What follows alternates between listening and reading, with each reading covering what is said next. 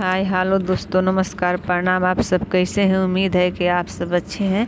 आप लोग के साथ एक हल्दी गीत लेकर आई हूँ। अच्छा लगे तो कमेंट, सब्सक्राइब, शेयर कीजिएगा, ज़्यादा से ज़्यादा सपोर्ट कीजिएगा।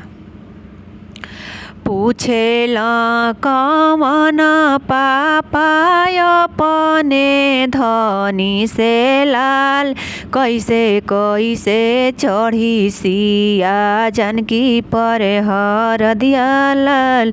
पूछेला कवन पापा अपने धनी से लाल, कैसे कैसे चढ़ी सिया जानकी पर हरदिया लाल। कैसे कैसे चढ़ी सिया जानकी पर हरदिया लाल। हाथे में आमे के पलो, घर में मोहर माला जी। आमे पलो चढ़ी सिया जानकी पर हरदिया लाल। आमे पलो चढ़ी सिया जानकी पर हरदिया लाल। पूछेला कवन चाचा अपने धनी से लाल, कैसे कैसे चढ़ी सिया जानकी पर हरदिया लाल। कैसे कैसे चढ़ी सिया जानकी पर हरदिया लाल। हाथे में आमे के पलो, घर में मोहर माला लाल।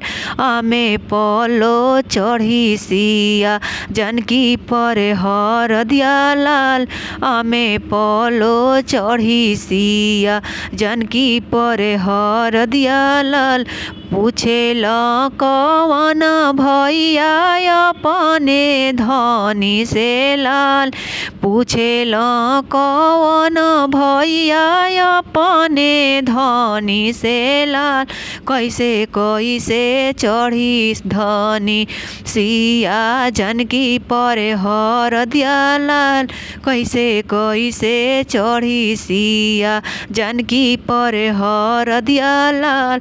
हाथे में आमे के पलो, घर में मोहर माला जी। आमे पलो चढ़ी सिया जानकी पर हरदिया लाल। आमे पलो चढ़ी सिया जानकी पर हरदिया लाल।